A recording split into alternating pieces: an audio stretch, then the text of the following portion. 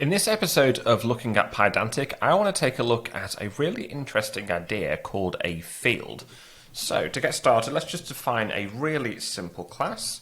So we'll do this as a person class. This of course has to come in from base model. And we'll zoom in just a touch here.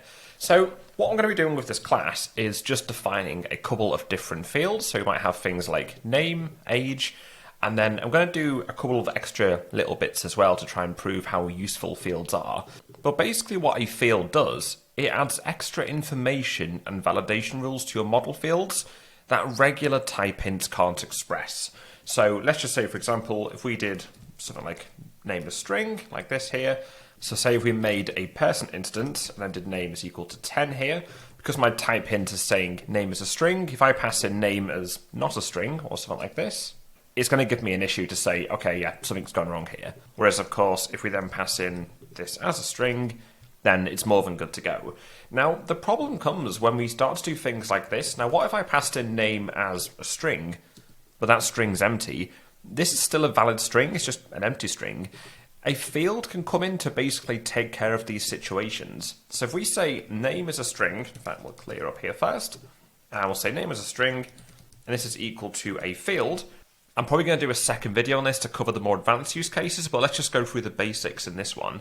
Now, if we just leave it like this here, hit run, we see it's absolutely fine. If I go ahead and remove it out, hit run again, we get our regular validation error saying that name has not been passed in. So what I'm going to do is just gently kind of build up the things we can do in here, and then we'll move on to some different data types. So if I did something like, in fact, let's do a short one here, and just check this works. It does.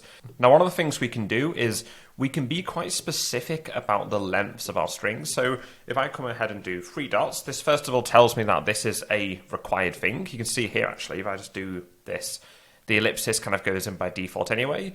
But then if I come ahead and then do min length here, let's go ahead and say, okay, min length is actually 5. So if we run this again, we now see we get Pydantic giving us a different error. So imagine in this weird world, names have to be longer than this length. We could do something like, there we go, that's 6 letters. Let's try this one.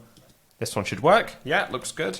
And then what we could do is then come ahead and then do max length is equal to, let's say the max length is 10. So if we hit run, this should sit right in the middle. That's fine. But then maybe if we do something like this, run it again, it now tells us that the string should have at most 10 characters. So this would have been possible previously with things like a field validator, but if you're just doing kind of simple checks like this, I would argue that doing a field, I just think it's more straight to the point. It involves you writing less code. You haven't got to do import a field validator, write a whole function just to validate. If your validation rules are pretty simple, such as looking at things like length, etc., this will do just fine. We can say, make it at least this, at most this. If those rules are not abided by, then go ahead and raise a validation error. Now let's go ahead and do another one. So let's go ahead and say age, you're going to be equal to an integer. This is also going to be a field, a required field. Then what we can do here is we can do things like more than, less than. So say if we did greater or GE like this here, and then let's say this has to be greater than or equal to, we'll do 1. Let's just pretend the youngest person can be 1. And then we'll do LE, and let's say it's going to be equal to, like this, LE to 100 like this. Then, of course, then have to pass in our age. So if we did age is equal to 50, and then let's bring back our name, so it's actually an acceptable length. Hitting run, that looks absolutely fine. We can also go ahead and print our person as well. And there we go, that looks good. Suppose our person is now magically 150. This now breaks this validation rule upon the age field, which is pretty cool. Same is true on the other end. Say we have a person who is minus 1 years old. Then, yeah, we break this one now. So input should be greater than or equal to 1. See how I've done GE? You can actually do GT as well. And now it changes ever so slightly from should be greater than or equal to 1 to input should be greater than 1.